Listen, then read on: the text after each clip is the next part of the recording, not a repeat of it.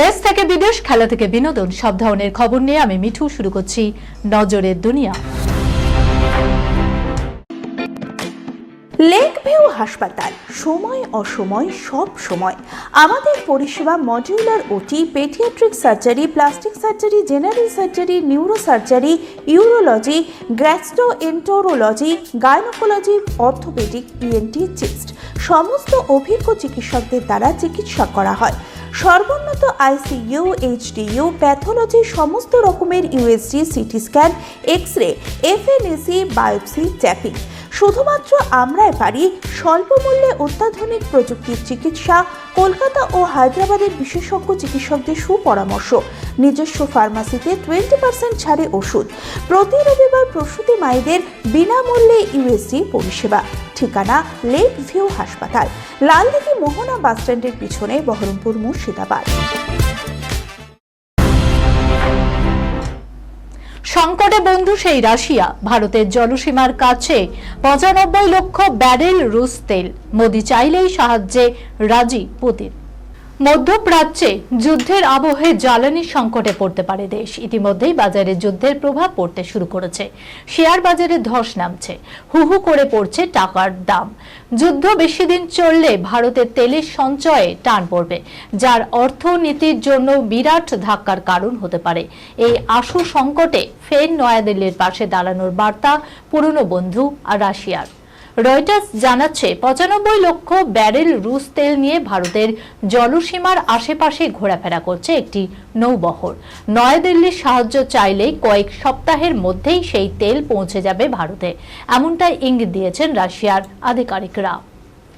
Israel এবং আমেরিকার যৌথ হামলায় ক্ষুব্ধ ইরান বিশ্ব বাণিজ্যে বিরাট ধাক্কা নিয়ে অন্যতম ব্যস্ত জলপথ হরমুজ প্রণালী বন্ধ করার সিদ্ধান্ত নিয়েছে। তারা সাফ জানিয়ে দিয়েছে হরমুজে জাহাজ দেখলেই জ্বালিয়ে দেওয়া হবে, যার সরাসরি প্রভাব পড়তে চলেছে ভারতের বাজারে। যদিও ইরান সরকারের এই সিদ্ধান্তে এখনই বিচলিত নয় মোদি সরকার। খোদ পেট্রোলিয়াম মন্ত্রী হরদীপ পুরী বলছেন পর্যাপ্ত জ্বালানি মজুত রয়েছে, পরিস্থিতির মোকাবেলায় ভারত পুরোপুরি প্রস্তুত। কিন্তু যুদ্ধ চলতে থাকলে যে সমস্যায় পড়বে দিল্লি, সেটা কারো অজানা নয়। ভারতকে নিজের চাহিদার 85% বেশি তেল বাইরে থেকে কিনতে হয়। ইসরায়েলের পরমাণু কেন্দ্রে হামলার হুঁশিয়ারি ইরানের, ফলে ভুগতে হবে সাবমেরিন হামলায় হুমকি আমেরিকাকে।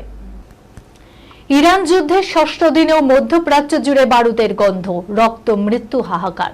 এখনো পর্যন্ত আমেরিকা ইসরায়েলের হামলায় কেবল ইরানে মৃত্যু হয়েছে 2205 জনের। এই অবস্থায় পাল্টা কৌশল হিসাবে ইসরায়েলের পরমাণু ঘাঁটিতে হামলা চালানোর হুমকি দিল তেহরান। অন্যদিকে সংঘাতের মধ্যেই পরমাণু বোমা বহনে সক্ষম আন্তর্দেশীয় ব্যালিস্টিক মিসাইল মিনিটম্যান 3 পরীক্ষা করল আমেরিকা।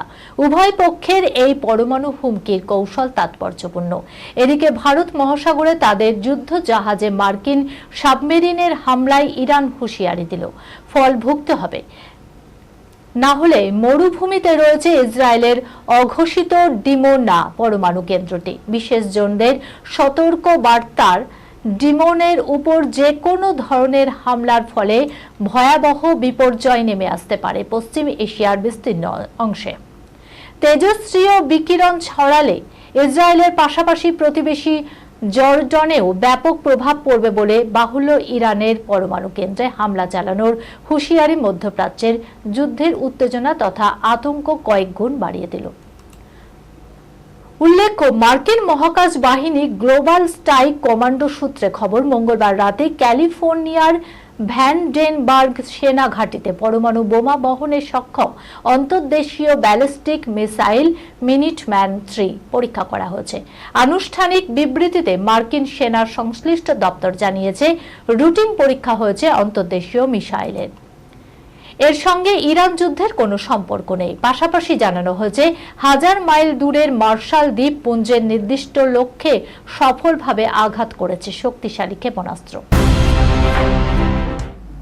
18 মাস পোশাকই বদলায়নি, তীব্র দুর্গন্ধেই হলো জানাজানি। ঠিক কি ঘটেছে দেখুন। হরিয়ানার কর্নেল থেকে এক উদ্বেগজনক ঘটনার সামনে এসেছে। দীর্ঘদিন ধরে অত্যন্ত খারাপ ও অবনতিশীল অবস্থায় একা বসবাস করছিলেন এক বৃদ্ধ হোমিওপ্যাথিক চিকিৎসক। অবশেষে একটি সমাজ কল্যাণমূলক সংস্থা তাকে তার বাড়ি থেকে উদ্ধার করে। উদ্ধারের একটি ভিডিও ইতিমধ্যেই সোশ্যাল মিডিয়ায় ভাইরাল হয়েছে। ঘটনাটি প্রকাশ্যে আসতেই বহু মানুষ বিস্ময় প্রকাশ করেছেন এবং প্রশ্ন তুলেছেন, এতদিন ধরে কিভাবে বিষয়টি নজরে এলো না। জানা যায়, মীরাঘাটি চক সংলগ্ন নিজের বাড়িতে অত্যন্ত করুণ অবস্থায় একা বসবাস করছিলেন ওই প্রবীণ হোমিওপ্যাথিক চিকিৎসক।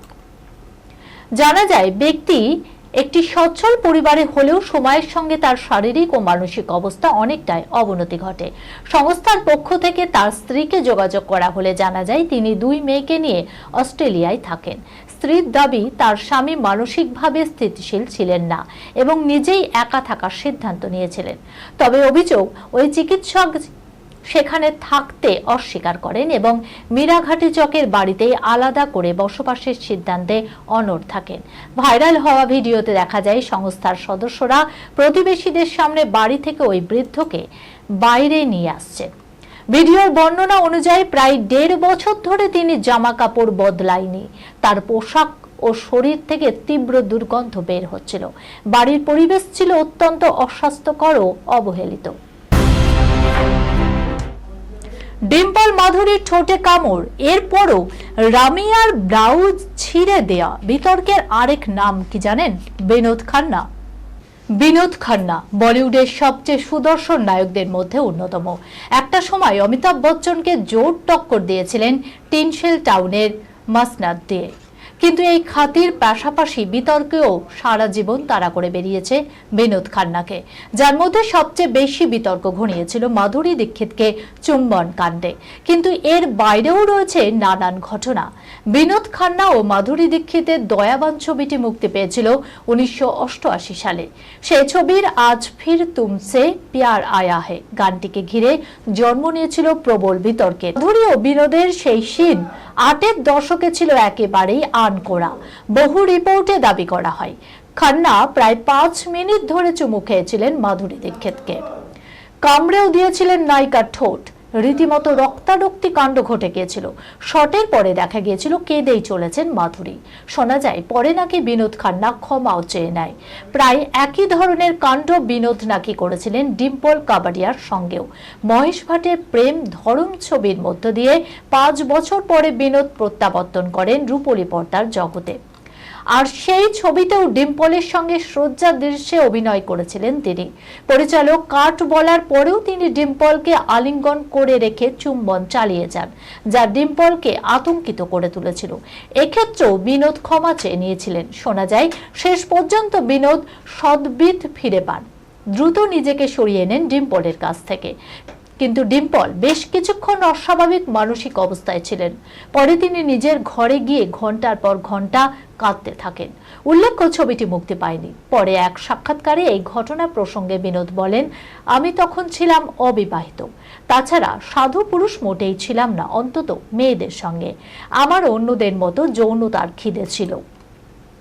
কেবল ডিম্পল মাধুরী নয়, আরও একটি বিতর্ক রয়েছে একই ধাঁচের।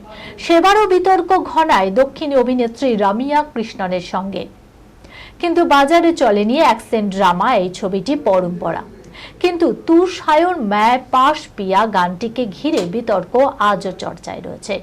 বৃষ্টির ভিতরে রামিয়া ও বিনোদের রোম্যান্স ছিল রীতিমতো সাহসী। বারবার রামিয়াকে ঠোঁট ঠাসা চুমু দেওয়ার পাশাপাশি গানের মুহূর্তে বিনোদ ছিঁড়ে দেন অভিনেত্রীর ব্লাউজও। কোনোদিনই কোনো নিয়ম মানেননি বিনোদ খান্না। বরাবরই বিতর্কে কেন্দ্রে থাকলেও জীবন কাটিয়েছেন নিজের শর্তে। এই খবরের সঙ্গে শেষ করলাম আজকের নজরে দুনিয়া। আপনারা দেখছেন TV 24 বাংলা, সংবাদ বিনোদন সারাদিন সারাক্ষণ।